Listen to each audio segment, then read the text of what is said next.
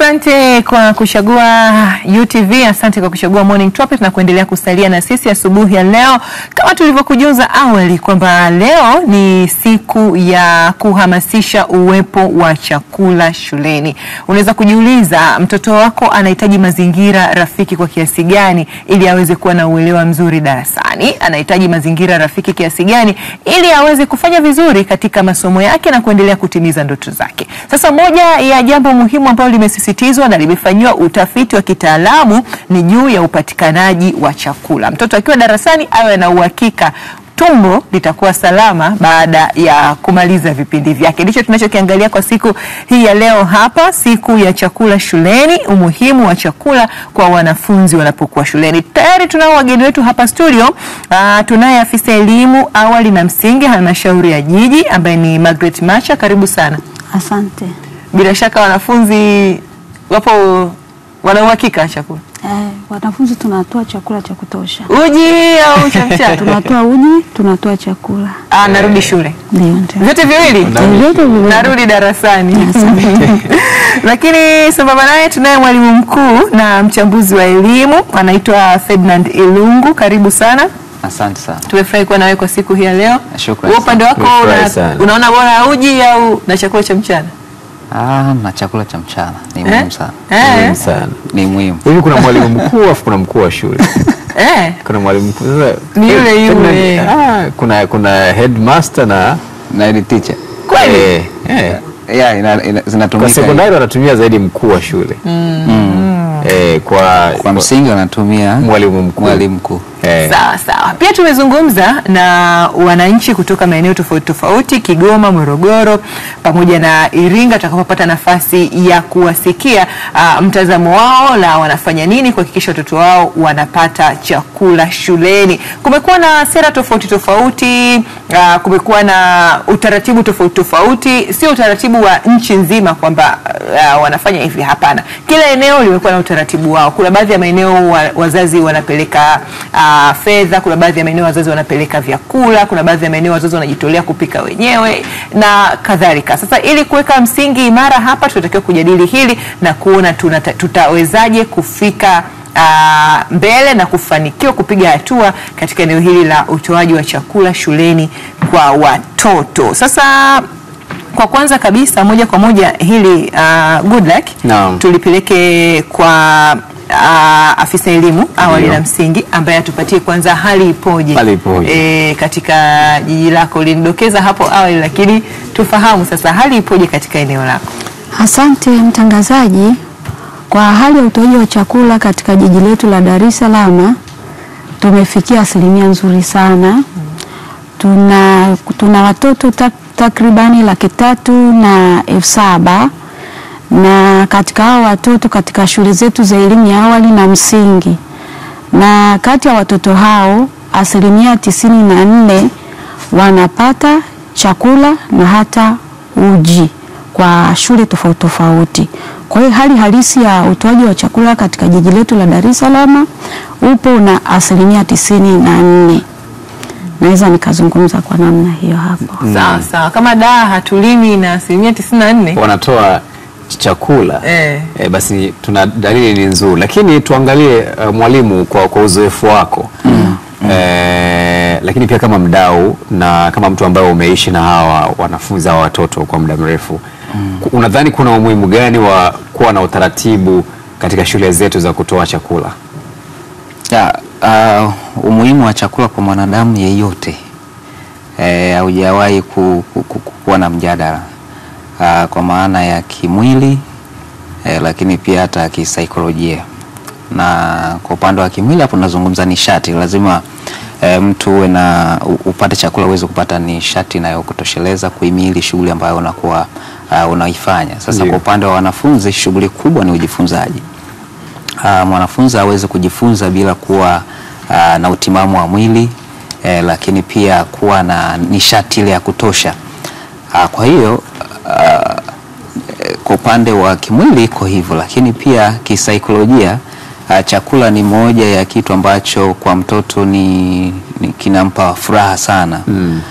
Kwa hiyo kama ratiba ya chakula inakuwepo, mtoto anavutiwa zaidi kuwepo katika hilo eneo ambapo chakula kipo. Na kama chakula hakuna, basi lile eneo linaboa kwa upande wa mtoto, naweza kusema hivyo, ama alipendi kabisa hilo eneo na anaona kama lipo kinyume kabisa na furaha yake. Kwa hiyo shuleni tunapoweka huu utaratibu ni kwamba tunakuwa tunauvutia wanafunzi ama watoto kuwepo katika lile eneo. Na kama sasa hakuna chakula, basi hakuna ujifunzaji, kwa sababu chakula kinamsaidia pia mtoto kuwa na focus nzuri katika kujifunza.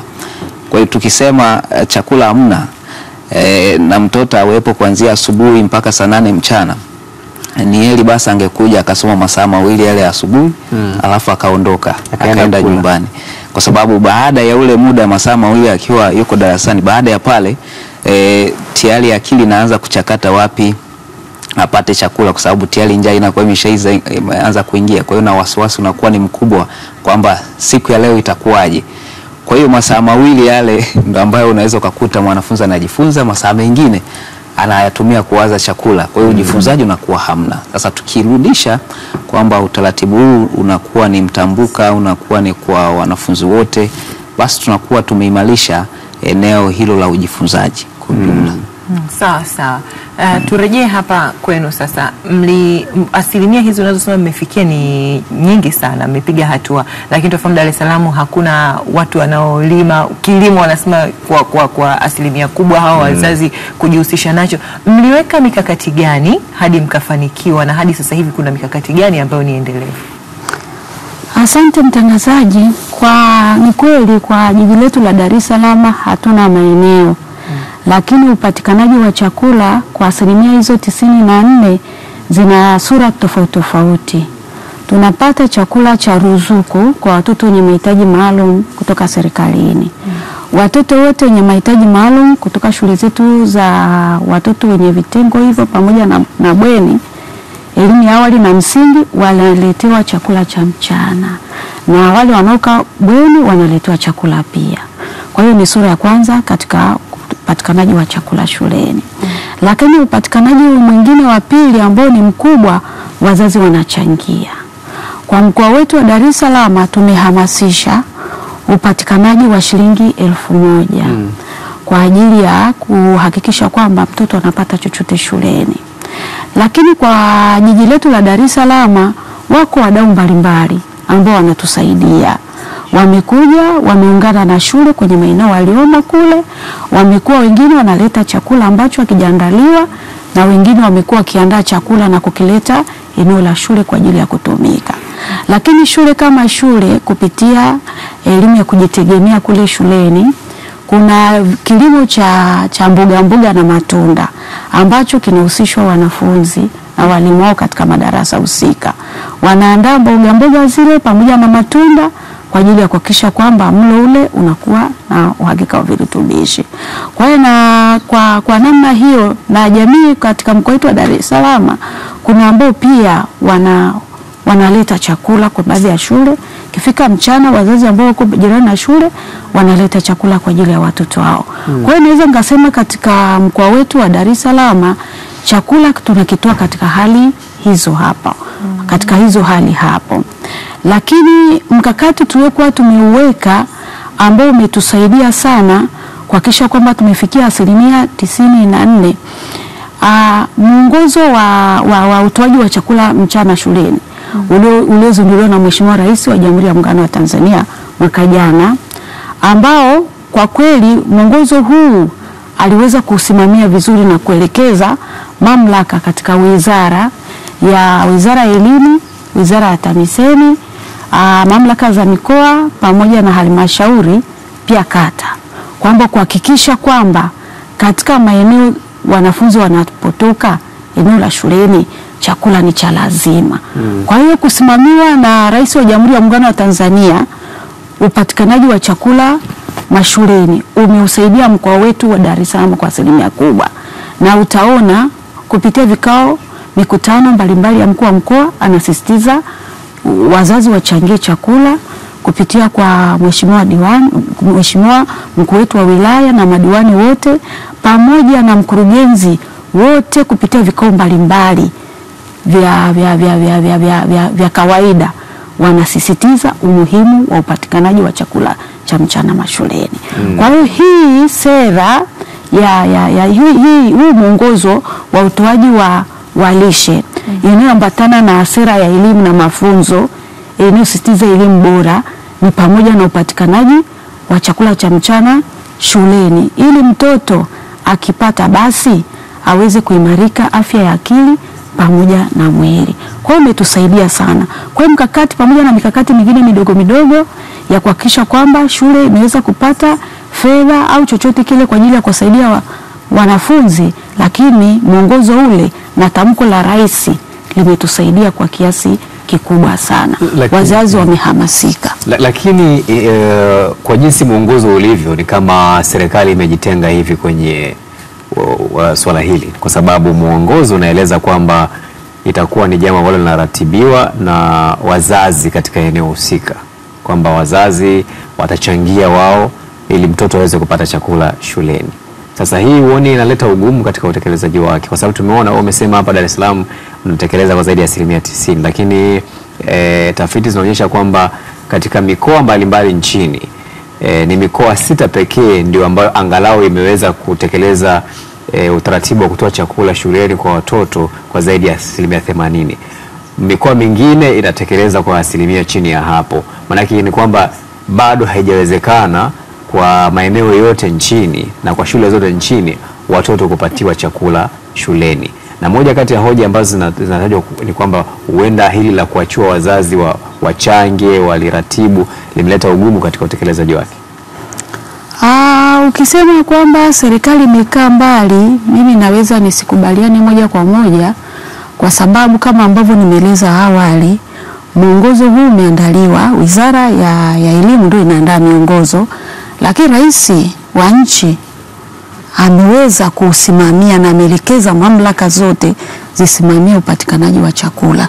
Na nimesema watoto wenye mahitaji maalum serikali inaleta chakula moja kwa moja, na serikali imetambua kwamba wazazi hasa wanaopitia changamoto ya watoto wenye mahitaji maalum wameletewa, lakini mamlaka zimeelekeza kusimamia na jamii imehusishwa kwa uzuri, hasa ione umuhimu wa chakula cha mchana mashuleni. Kwa hiyo kwa kupitia hili hapa ambako serikali imekaa mbali, mimi naona serikali haijakaa mbali. Badala yake jamii inatakiwa itusaidie. Serikali imetusaidia mambo mengi sana, na hata unaona jinsi ambavyo elimu inaendelea kuboreka. Sasa kipengele kidogo tu cha utoaji wa chakula cha mchana kinawezekana kwenye jamii yetu, hususani katika jamii yetu ya Kitanzania, kwamba ile portion ambayo ingetumika nyumbani mchana basi ije shuleni pale kwa ajili ya kumsaidia mtoto aweze kupata uwezo wa kujifunza vizuri.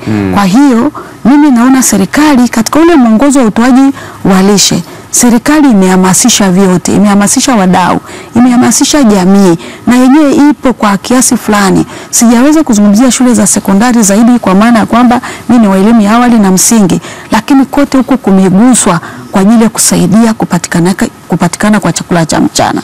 Kwa hiyo ukitazama kwa sura ya kawaida unaweza kaona kama serikali iko mbali, lakini serikali ipo kupitia viongozi wake, kupitia mamlaka zake, chakula kinatolewa na kinahamasishwa jamii ishiriki kwenda kuungana na serikali kwa ajili ya kuchangia kupatikana kwa hicho chakula. Sawa. Mwalimu Ferdinand. Naam. Unaona wazazi wanatoa ushirikiano kiasi gani kwenu nyewe walimu katika huo utaratibu, kwamba wazazi wanatakiwa wachangie, yani jambo limekabidhiwa kwa wazazi na walezi? Nafikiri hapo tuzungumzie shule za serikali, lakini pia na za private.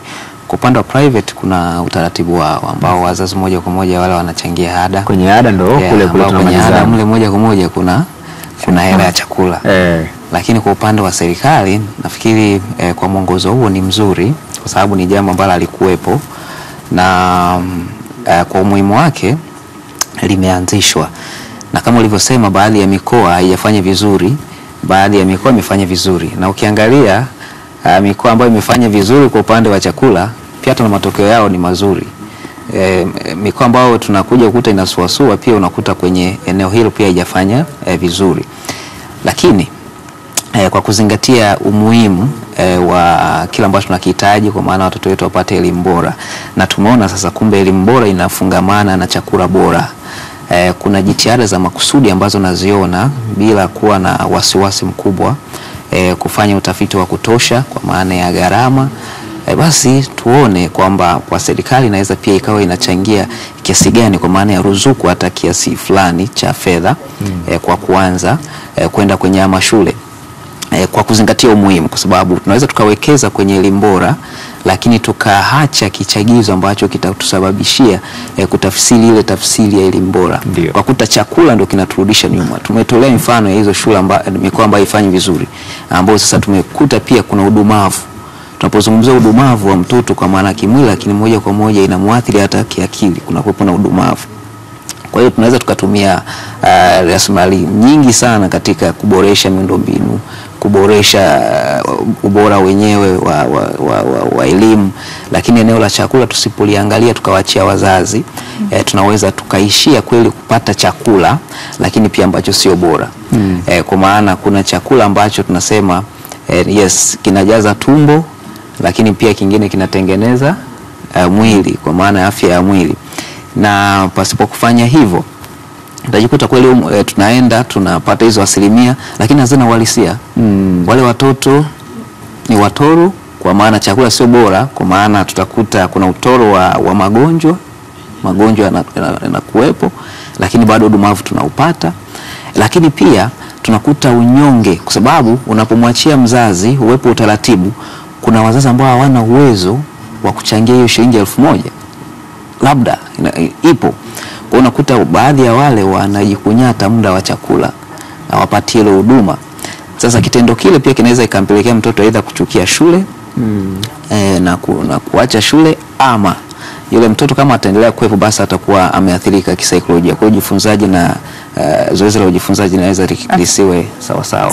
Sawa, tutapata jibu hapa pia kutoka kwa kiongozi hapa, namna ambavyo wanazingatia ubora wa chakula, lakini kwa wale watoto ambao hushindwa kuleta ile shilingi 1000 wanaweza kuwafanya nini. Na kuna dhana pia kwamba huenda mzazi akiwa anachangia hiyo shilingi 1000 anaweza akawa pia anahamasika kufuatilia maendeleo ya mtoto shuleni. Tunafahamu mzazi ambaye analipa ada shule za kulipia anasema mimi nalipia ada kubwa, kwa anamfuatilia mtoto. Kwa hiyo inaweza ikawa kigezo cha kuchagiza mzazi tunalipa chakula shuleni, tuone unafanya nini. Tutakuja kuliangalia hilo pia. Lakini kwa wakazi wa Iringa ambapo mwandishi wetu amepata nafasi ya kuzungumza naye, tuone wenyewe wana mtazamo gani katika hili. Kila ifikapo Machi 13 dunia huadhimisha siku ya chakula duniani. Katika kuangazia siku hiyo hapa mkoani Iringa, nimeangazia hali ya upatikanaji wa chakula mashuleni, lakini pia imekuwa na manufaa kiasi gani katika kukuza taaluma ya wanafunzi. Nimefika katika shule ya msingi Ulonge iliyoanzishwa tangu mwaka 2004 ikiwa na jumla ya wanafunzi 702. Nakutana na wanafunzi wakiwa kwenye foleni ya chakula, na leo ikiwa ni siku ya kula kande. Kupitia kamati ya chakula ya shule, kila mzazi na mlezi huchangia debe moja la mahindi kwa mwaka mzima na shilingi 6000 kwa kila nusu muhula. Maana yake kwa mwaka mmoja atatoa debe moja na shilingi 12000 kwa ajili ya mtoto, ambapo mchango wa wazazi wao mahindi wanayotoa na fedha zinatumika kwa ajili ya kununua maharage na mboga, ikiwa kama bustani ya shule itapungukiwa mboga. Kwanza nazungumza na afisa elimu msingi manispaa ya Iringa kutaka kufahamu tija utoaji wa chakula mashuleni ikoje. Kinatusaidia kupunguza mambo mengi ikiwemo utoro, kutunza afya za wanafunzi, pamoja na kuwa kama sehemu ya motisha kwa wanafunzi kuongeza juhudi katika masomo. Utoaji wa chakula shuleni ni kupitia kuchangia chakula kwa juhudi za wazazi, michango ya wazazi, lakini pia tunalo shirika la Koro Africa ambalo pia linatoa chakula kwa shule 6 katika manispaa yetu kwa siku 2 kila wiki. Hivyo kutufanya kuwa na shule zinazotoa chakula katika manispaa yetu kwa 100%, hata kama uchangiaji wake hatujafikia kwa kiwango kinachostahili. Vipi kuhusu taaluma? Tumeona manufaa yake. Tangu tunaanza mpango huu wa kutoa chakula katika manispaa yetu, ufaulu katika shule zetu ulitoka 86% na sasa unakwenda kati ya 96% mpaka 97% kila mwaka kwa matokeo ya darasa la 7 na matokeo ya darasa ya mtihani wa darasa la 4. Hivyo tumeona kuna faida kubwa katika kutoa chakula shuleni. Matokeo haya yamechagizwa na uwepo wa chakula shuleni, kwa sababu mahudhurio yamekuwa mazuri. Darasa la 7 wote wanakula chakula cha mchana na wanahudhuria mpaka jioni. Kwa hiyo kiukweli chakula kimesaidia. Shule hii imejitofautisha na shule zingine kwani ina akiba ya chakula kinachoitosheleza hadi mwezi wa 6. Tulionao sasa hivi ni mahindi ambao tunasaga kubadilisha kuwa ugali. Maana yake hapa kwanza tunalisha watoto ugali, mboga, maharage, mboga za majani ndizo ambazo tunazitumia hapa. Kwa hiyo stoko yetu ni maharage, mahindi, hivyo tayari vipo. Moja ya ajenda kubwa katika mkoa wa Iringa ni kukabiliana na utapiamlo kwa watoto. Katika shule hii mwaka 2024 watoto 22 walibainika kuwa na tatizo hilo, lakini mwaka huu hali imeanza kupungua kwani kuna watoto 15 ndio wamebainika na utapiamlo. Uhakika wa mtoto kula ni mkubwa akiwa shuleni kuliko akiwa nyumbani. Hapa tunapimia watoto wanapimwa hali ya lishe kila mwezi wa kwanza kwa darasa la kwanza. Kwa hiyo kumekuwa na upungufu baada ya zoezi la utoaji wa chakula tofauti na ilivyokuwa awali ambapo tulikuwa hatuweki msisitizo kwenye utoaji wa chakula.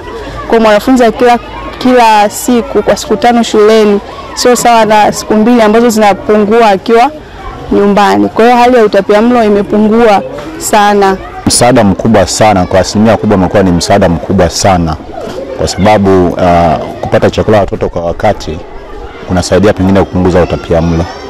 Shime inaendelea kutolewa kwa wazazi na walezi kuchangia chakula mashuleni ili kuongeza ufaulu sanjari na kukabiliana na udumavu, kwani kwa sasa uchangiaji ni 70% pekee. Muhammad Nyaulingo, Azam News, Ulonge. Kutoka Ulonge tumeona namna ambavyo kamati ya chakula wazazi walivyoweza kushirikiana. Sasa hivi ni miongoni mwa shule za mfano wana chakula cha hadi mwezi wa 6. Na unajua kuna mikoa isipowapa watoto chakula shuleni tutashangaa sana. Yaani mimi nitegemea wale hadi chips unajua. Kabisa. Si wanalima viazi. Mbeya, Rukwa, Ruvuma.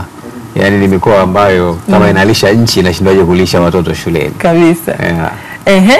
Turejee hapa kwa upande wa jiji sasa. Kuna hoja ambazo zinaibuliwa na wadau wa elimu.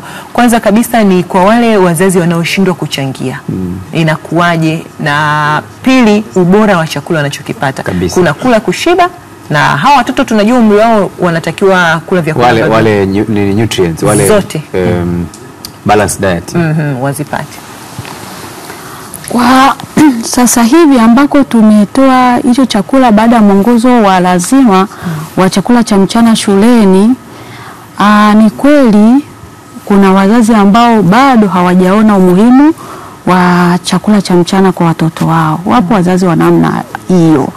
Na ukweli anakuwa hana sababu yoyote ile kwamba ni kwa nini hawezi akamchangia mtoto wake kupata chakula cha mchana.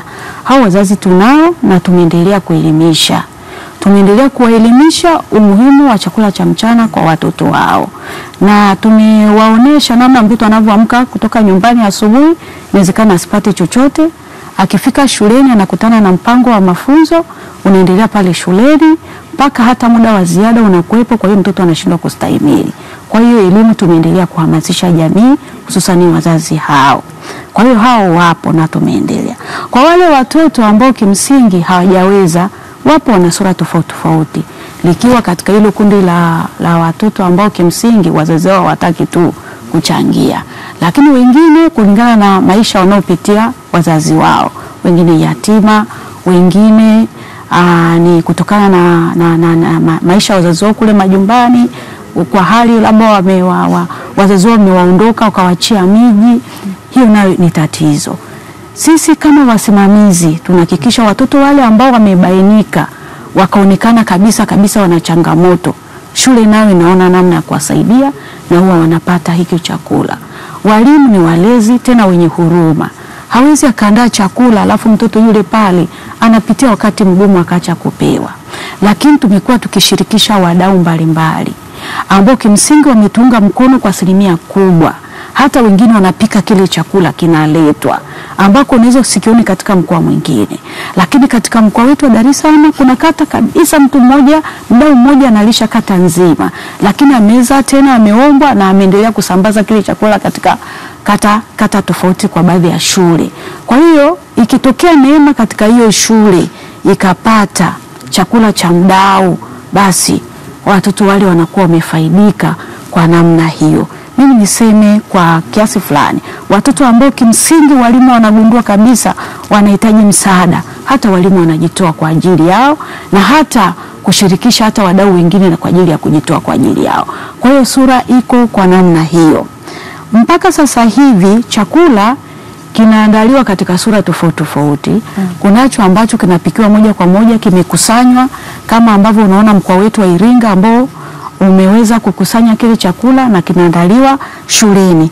Kikiandaliwa shuleni chakula kilichokusanywa, maana yake mazingira ya store yanakuwa ni masafi na panatunzwa kwa uzuri, na kukichukua chakula na kukipeleka jikoni kwenda kukiandaa kinasimamiwa na mwalimu wa lishe. Shuleni kuna mwalimu wa lishe ambaye jukumu lake likubwa ni kuhakikisha kwamba chakula kinakuwa kwenye hali ya usafi na kinaandaliwa kwa uzuri na kinaenda kutumika kwa uzuri. Shuleni tuna walimu hao na store hizo. Lakini kuna mazingira mengine yanalazimika mzabuni kuja na chakula hasa pale kwenye kukiandaa iwezekaniki katika mazingira ya shule. Wako wazabuni ambao wamepewa jukumu hilo na shule kupitia kamati za shule, kupitia ule umoja wa walimu na wazazi UWAWA. Wamekaa wakapendekeza kwamba aje fulani atusaidie. Basi mzabuni yule kifika wakati huo anaweza kawa anaandalia kwenye eneo la shule na mwingine anakibeba anakuja nacho pale kwa ajili sasa ya kuja kukitoa kwa ajili ya kusababisha chakula kile kipatikanike. Kwa hiyo katika mkoa wetu wa Dar es Salaam unaweza kuona utoaji wa chakula na hali jinsi ilivyo.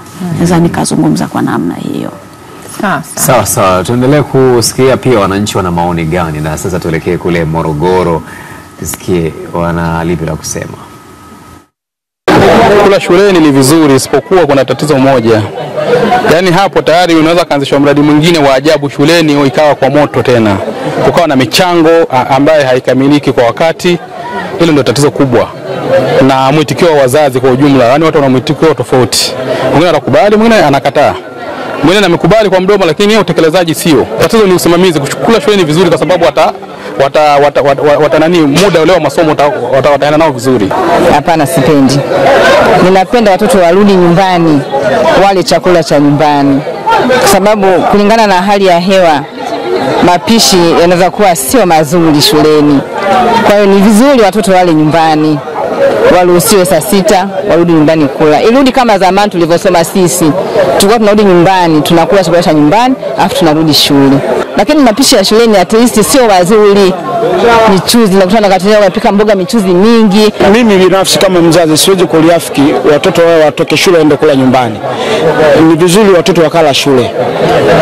Muda mwingi anaokuepo shule kwa sababu anaweza akapewa nusu saa ya kwenda kula chakula nyumbani. Angalia distance ya kutoka pale shule mpaka nyumbani, inakuwa muda ni mdogo, lakini ile nusu saa kitumia pale pale kula shule na kaingia darasani kusoma, inatija moja kubwa sana.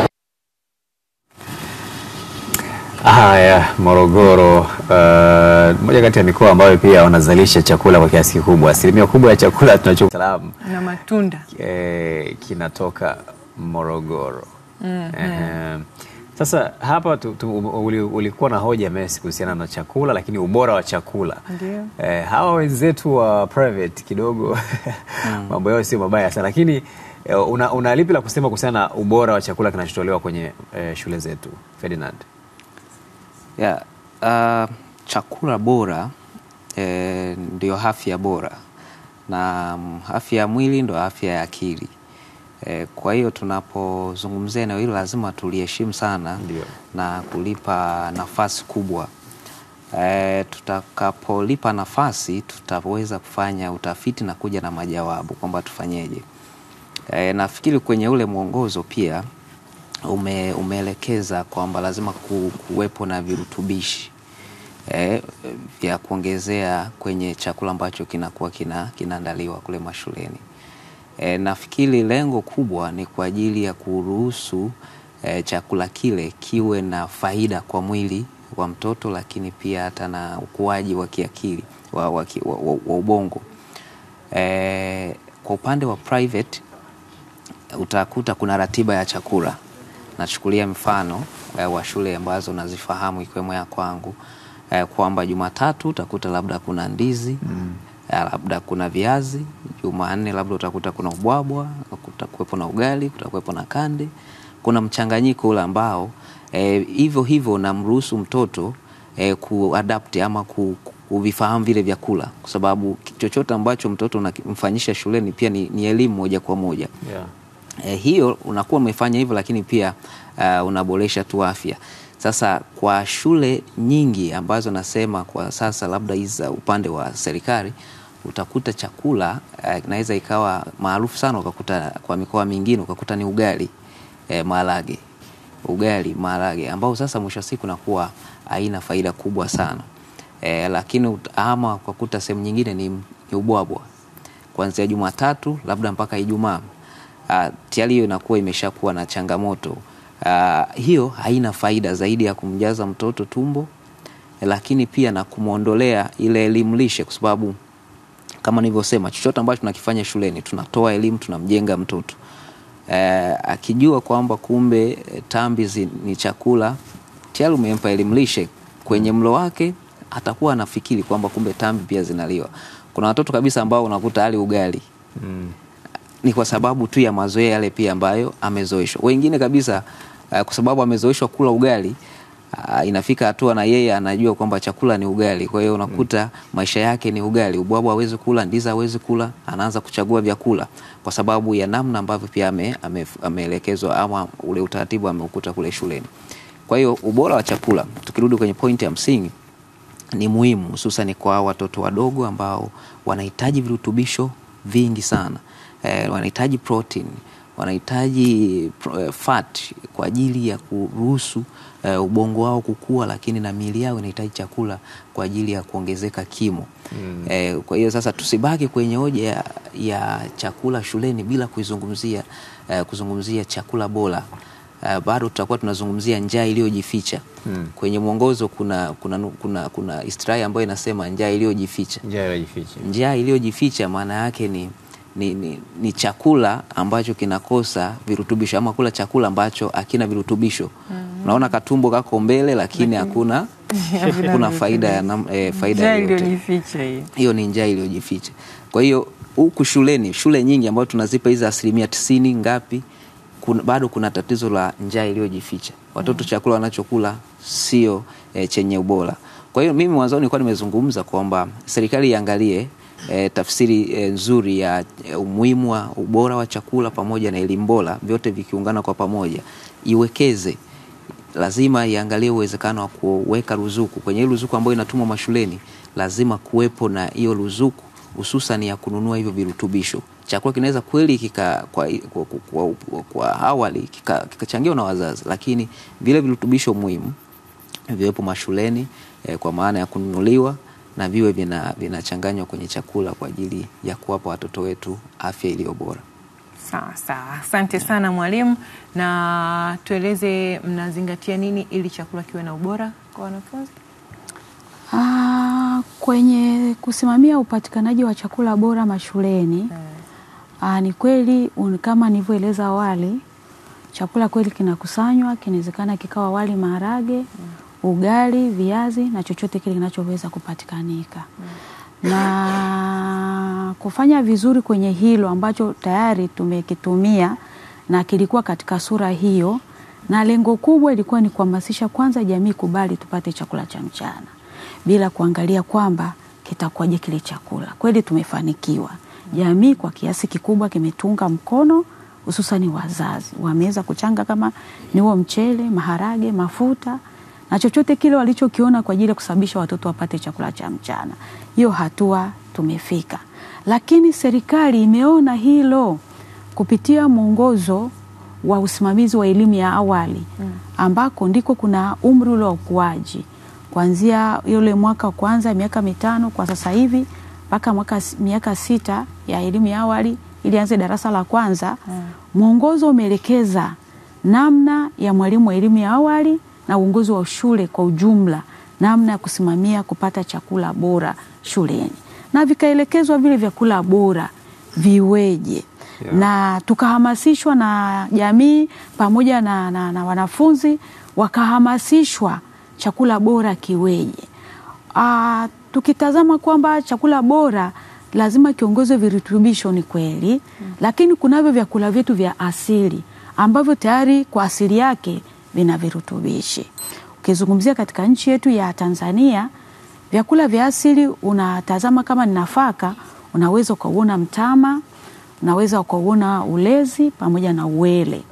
Kwa hiyo tuko kwenye harakati za kuhamasisha vyakula vya asili ambavyo vilitusababisha watu wakakuza afya ya ubongo ambako wametibu akili pamoja na mwili. Kwa hiyo tumehamasisha, tumepata chakula cha mchana, tumekipata. Sasa hivi tuko kwenye hatua ya pili ya kuhamasisha chakula chenye virutubishi. Na zaidi tunatazama sana vyakula vyetu vya asili ambavyo kimsingi havina gharama yeyote. Na jamii kituelewa na ikatukubali sasa, mkakati mmoja wapo ambao tutaufanya ni kuhakikisha chakula chote sasa kinaenda kununuliwa kwa pamoja. Kwa pamoja kwa maana ya kwamba sasa kila shule ilete mzabuni wake, lakini tupate chakula ambacho kinaweza kikatolewa cha aina moja. Kama ni mtama unapatikana wapi, ukaja kwa pamoja na shule zote zikahamasishwa. Kama ni wele ukapatikana kwa pamoja ukaletwa labda kwa ajili ya uji na hata kwa ajili ya ugali, ili sasa tutibu afya ya ubongo.